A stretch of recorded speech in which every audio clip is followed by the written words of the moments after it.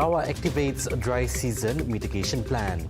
Accessible solar system in future housing development and rising Arcturus variant cases in Malaysia.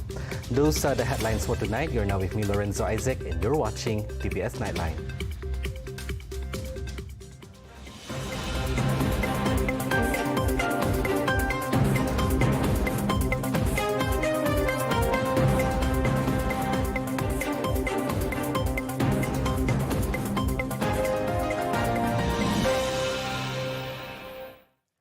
Sarawak Ministry of Utilities and Telecommunications is ready to deploy at least 28 water tankers to provide clean water supply to areas potentially facing low water pressure in Bintulu and Miri following the hot and dry weather conditions. Kalau saya tak silap, kita mempunyai 28 tangki ya. Sebab kalau berdasarkan pengalaman kita di Miri tempoh hari, kita telah menggerakkan 28 tangki ya. Sama ada tangki itu daripada pemilikan Jabab, Kuching Water Board, Sibu Water Board ataupun Laku. Kita juga mendapat tangki daripada agensi dan jabatan yang berkaitan, misalnya bomba dan sebagainya. Juga memiliki lori tankers yang boleh kita gunakan untuk menghantar air yang diperlukan. He said this when met by the media during his Aidilfitri open house event. Kita telah memaklumkan juga perkara ini kepada pihak SDMC supaya pihak SDMC tahu langkah yang kita ambil, dan di antara perkara yang kita kena pasti ialah kemungkinan berlakunya tekanan air yang rendah, low water pressure. Jadi kita akan mengambil langkah yang sewajarnya. We have to take immediate action. That's why tadi kita mengambil proactive decision whereby kita telah membuat mesyuarat. Kita telah sebenarnya memanggil mesyuarat baru-baru ini, membuat persediaan awal. Membuat persediaan awal maknanya if water need to be sent to the affected areas, kita hantar segera lah. Tak payah tunggu-tunggu lah. So, tak payah tunggu 12 jam atau sejam lah. Kalau we can send immediately, why not? Kita hantar segera lah. At the same time, he urged community to immediately contact call center and relevant water authorities hotline. In the event they experience low water pressure or to no water supply in their areas, for immediate action can be taken. Housing developers in Sarawak are encouraged to introduce smart homes that incorporate solar system. Deputy Minister of Utilities and Telecommunications of Sarawak, Datuk Dr. Abdul Rahman Junaidi, said incorporating the energy alternative would reduce monthly electricity bills apart from supporting Sarawak's effort towards environmental sustainability. Kalau boleh pemaju perumahan melalui SIDA untuk mengadakan peraturan supaya rumah-rumah baru ini dilengkapi dengan panel solar di atas atap. Jadi ini telah dilaksanakan kebanyakannya disebatikan di Putrajaya dan juga di Kuala Lumpur. Jadi di Sarawak ni sudah mulakan tapi agak terhad. Jadi sebabnya baru-baru ini Yang Berhormat Premier telah pun menyatakan bahawa kita galakkan terutamanya siapa yang membina rumah baru dan ataupun pemaju yang menggunakan projek perumahan memasukkan komponen panel solar. Satunya untuk memastikan bahawa para pengguna boleh menjimatkan penggunaan tenaga. Pada masa yang sama juga untuk memastikan bahawa kita dapat bersama-sama membangunkan industri environmental friendly. Jadi penggunaan elektrik pun dapat dikurangkan. He said this when met by reporters at his open house event for Aidilfitri.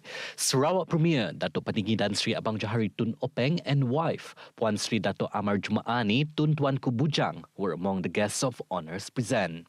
Abdul Rahman further revealed that the Sarawak government does not rule out the possibility of amending the existing Housing Act to make it mandatory for housing developers to introduce solar system in every housing project. Mungkin pada masa datang hasil daripada perbincangan bersama dengan banyak pihak, kita boleh membuat pindaan pengumpulan ataupun pindaan pada undang-undang perumahan kita sebagai untuk memastikan bahawa rumah-rumah baru dibina boleh ataupun harus memasang peninsula ini untuk kebaikan semua pihak. Previously, Abang Johari had announced that Sarawak would shift towards using solar energy to supply electricity to longhouses and villages statewide. 12 cases of COVID-19 XBB.1.16 subvariant, better known as the Arcturus variant, were reported in Malaysia, with all patients suffering mild symptoms and in stable condition. Health Minister Dr. Zaliha Mustafa said of the total, 6 cases were detected in Sarawak, 4 in Selangor and 2 in Kuala Lumpur. According to her, the strain, which is a subvariant of Omicron, was formed as a result of the combination or recombinant variant BA.2.101 and BA.2.75. And as of April 2nd last, it has been detected in at least 31 countries around the world, including Malaysia. She added to date, 70.97% or 8,319 of the cumulative COVID-19 cases were categorized as variants of concern VOC and variants of interest VOI, namely Omicron and its subvariants. Hence, Dr. Zaliha said the Health Ministry reminded the public to continue practicing TRIIS, test, report, isolate, inform, and seek if they experience any symptoms. Efforts and actions have been carried out to bring Malaysians out of the conflict areas in Sudan's capital, Khartoum. However, Foreign Minister Datuk Seri Dr. Zamri Abdul Qadir said their current whereabouts could not be shared due to security reasons. Zamri said Wisma Putra and other agencies at the Sudan Operations Centre continue to work hard to bring the Malaysians out.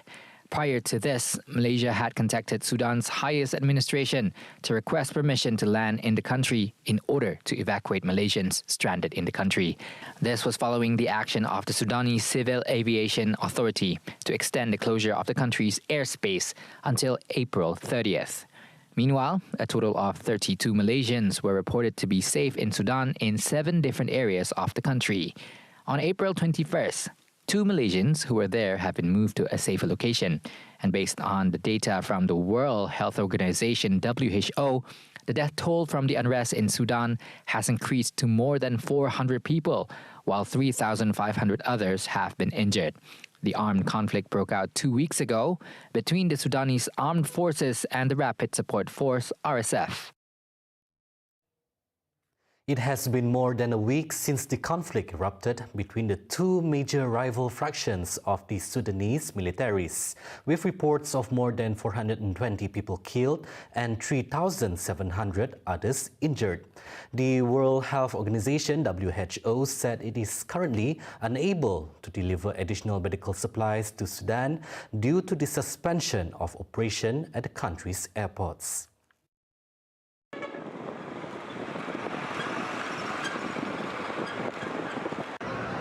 Given the tense situation in Sudan, more and more countries have either begun or plan to initiate the evacuation of their citizens. The Egyptian authorities evacuated on Sunday 436 Egyptian nationals from Sudan as fierce fighting continues in the neighboring country. In a statement, the Egyptian Foreign Ministry said that the nationals were evacuated via land in coordination with the Sudanese authorities. Ghana's Foreign Ministry issued a press release on Sunday indicating that preparations are underway to evacuate Ghanaians stranded in Sudan following the outbreak of the military conflict. Tunisia's Foreign Ministry announced Sunday that the evacuation of its citizens from Sudan's capital, Khartoum, will start on Monday as fighting continues to rage there. Fierce armed clashes erupted on April 15, local time, between the Sudanese armed forces and the Rapid Support Forces in Khartoum and elsewhere in the country, and have raged on since then. A Shell has integrated development plan in Bintulu is expected to produce 750 million standard cubic feet per day of gas towards the end of 2026.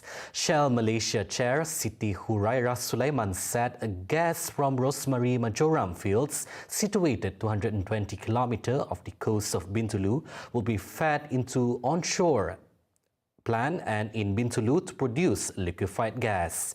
Meanwhile, on another development, 55 telecommunication towers under the Sarawak Multimedia Authority Rural Telecommunication Smart initiative will be in operation by this Kawai Day celebration. Minister of Utility and Telecommunications said the adoption of multi-operator core network technology would facilitate the 70 towers that have been operating since Hari Raya Aidilfitri.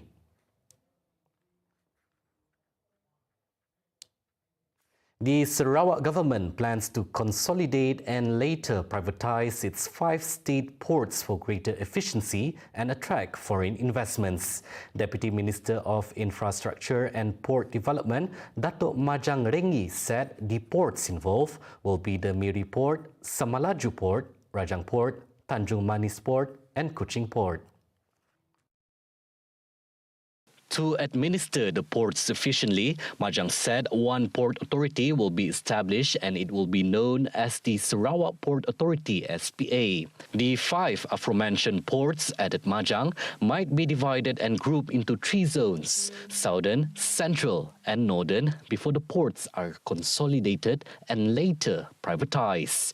The Samalaju Assemblyman also said that by merging the ports into one identity and upgrading it, Sarawak will be able to attract foreign investments and achieve developed state status by 2030. Taking the ports in Singapore, Thailand, Indonesia, Japan, China and Europe as examples, Majang said these ports had undergone significant improvements after privatization.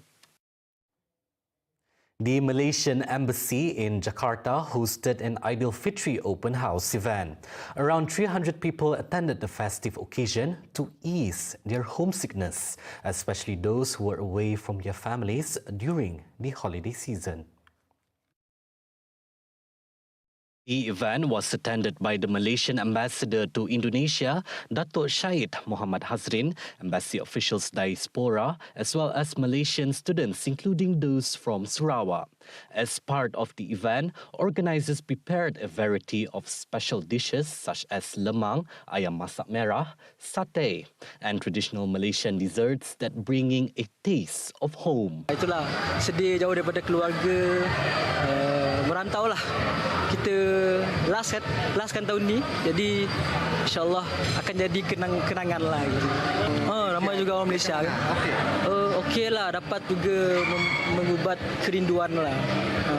Dapat juga mengubat kerinduan di Sarawak lah. However, celebrating Aidilfitri at home is irreplaceable, as shared by the Sarawak students who are obliged to complete their duties abroad. Kalau dekat Sarawak, yang paling dulu itulah makanannya, kek lapis, burasa, itu memang paling sedap. Memang favourite lah makanannya. Macam dia cakap tadi, kek lapis Sarawak, kalau beraya kita pergi ke rumah-rumah kan macam ada sotong merah ke apa ke. Mak kami kan memang take tu lah, ambil makan tu. Tambah juga suasana dia beza kan, bahasa dia semua vibe dia. The joyful celebration also saw the distribution of Duit Raya and prizes to children and students who attended. The Hari Raya Aidilfitri celebrations in the land of the rising sun were just as lively, despite the Muslim population in Japan being only around 10,000. The festivities were made even more enjoyable by the presence of Malaysian nationals who were there to share on the occasion. Report by TVS correspondent Hazuki Ichima from Japan. Muslims residing in Japan as well as international students held small gatherings in various locations. For Malaysian exchange student Haziq Aiman, who resides in Utsunomiya, Japan, the event was a chance to express his longing for the festive atmosphere of his country after 6 years of living abroad. Walaupun telah 6 tahun saya beraya di perantauan dan terpaksa berjauhan daripada keluarga dan tidak dapat bersama-sama merayakan Hari Raya Aidilfitri bersama keluarga. Tetapi berkat dengan kawan-kawan rakyat Malaysia di sini, saya dapat menikmati suasana raya sama seperti di Malaysia. Furthermore, a Japanese student, Roita Yamamoto, said he took advantage of the opportunity to celebrate Aidilfitri together with the Malaysian exchange students. Every year, Aidilfitri is becoming increasingly popular in Japan, with people from all religious backgrounds celebrating the occasion. Tokyo Kamii, the largest mosque in Tokyo, previously hosted a hybrid mosque and online program in conjunction with Ramadan, as well as a charity bazaar over the weekend after Ramadan. Coming up right after the break, lonely shower for elderly residents of Rumah Seri Kenangan and joyful Aidilfitri in Japan. Right here on TVS Nightline, stay tuned.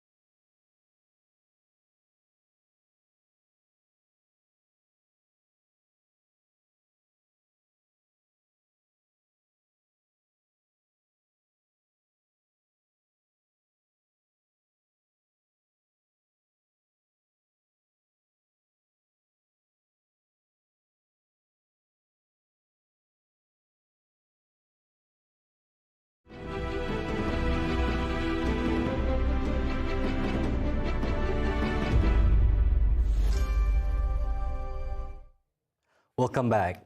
Sarawak records a significant increase in tourist arrivals for the first quarter of this year, with an increase of over 200% compared to the same period last year. Minister of Tourism, Creative Industry and Performing Arts, Datuk Sri Abdul Karim Rahman Hamzah said for the first 3 months of this year, the state has registered over 300,000 tourists, raking in 800 million ringgit in tourism receipts. For January to March, foreigner alone for 2023, 496,636. For 2022, it's only 10,563. This is foreigner. Domestic, 2023, locals, 427,361. For 2022, 219,115. So there is a growth of 95.04%. Jadi we are very much on target this year. I expect by October, kira 1 tahun ada 12 bulan. by the 10th month we will hit ataupun by the 9th month we will hit the 3 million. By December, I wouldn't be surprised we might even hit 4 million. For March 2023 alone, visitors' arrivals saw a growth of 272.00% with 323,960 as compared to the same corresponding period in 2022 with only 8,688. Foreigners' arrival recorded a promising 168,627 as compared to last year 3,959, a growth of 4,159.33%, while domestic travelers were 155,333 coming into Sarawak in March, a 87.32 growth percentage from last year. Abdul Karim said he is expecting to see an influx of tourists during the return of many musical and arts events in the second half of 2023 and thus hopes to surpass the 3 million mark of tourist arrival. He cited the Rainforest World Music Festival in June as an example and said it will help to increase the number of tourist arrivals in the state. The festive season of Shawwal is a time for joy, gratitude and togetherness. However, the opposite were experienced by the elderly residents of Rumah Seri Kenangan in Kuching. With no children, grandchildren or relatives to share the holiday with, their festive spirit remains confined within a small corner in their hearts. The lack of emotional care and attention towards these elderly by their loved ones begs the question, has humanity lost its value? For decades, celebrating Shawwal alone has become a norm. Firdaus Faiz, one of the 58 residents who called the centre home for the past 20 years, puts on a friendly smile on Hari Raya despite the loneliness and absence of family and friends. Deep within, he constantly reminisces of the joyous occasion together with his siblings and relatives. Kampung Subuyo. Jadi kakak-kakak semua itu lagi. Kakak tua saya memang itulah senang hari-hari. Mana mau balik, apa ada mau? Cucu sudah tak ada lah. Anak buah pun tak mau juga. Nestled in the quiet halls of Rumah Seri Kenangan, Rosnah Abdullah, age 78, resides alone without any family by her side. She claimed that all her family, including her children, have already passed away. Her heart aches every Shawwal as memories of her loved ones flood her mind. Despite her best efforts, visitors never come and her sadness lingers. Sadaugan dengan pulang pun sadaugan. Uga ini macam saya punya bang. Uga lain bawa aku situ. Mendak aku sih datang situ. Si pernah aku datang situ. Ni dana aku tak ada laki. Laki ndak semendak. Abang udah mati. Orang hantar situ. Mendak sih aku datang sih. Amakku udah mati, abangku masih hati. Tinggal kecorang. Another elderly citizen, Rosnah Saman, 89 years old, said her children are busy and unable to take care of her and she needs to be healthy before she is allowed to return to her children's home. Although she was grateful for the roof over her head and the caregiver's support, she missed her family dearly. Kami mula nak, kami diamahnya nak, tapi kami siapa sehat dah. Sakit kaki jadi kami hantar jauh rumah orang tua. Ada yang hantar semua hantar kita buat sayang kita. Habis sayang, kami dah masa umur 70 lebih dah, 70. Itu je berdua. Dah ya. Sadar dengan kami rumah, kakak tu si kerja, kami kerja dia nak. Ada dengan anak cucu dalam rumah, ulah kami juga. Udah kami sakit kena stroke lah. Laki udah pusing kanan, pusing gini dengan kami. Udah saya suka lah. Pulang belakang, pergi dapur, ulah kepala ulah kanan. Pulang dalam, bawa belah, ulah kami mati. Bang kami udah berfikir semua. The month of Shawwal is often associated with victory, but perhaps the greatest triumph can be found in the hearts of those residing in Rumah Sri Kenangan. These individuals have overcome every emotion that may arise during this noble celebration and have done so with grace and a steadfast smile. Their resilience and strength are a testament to the human spirit and serves as an inspiration to all.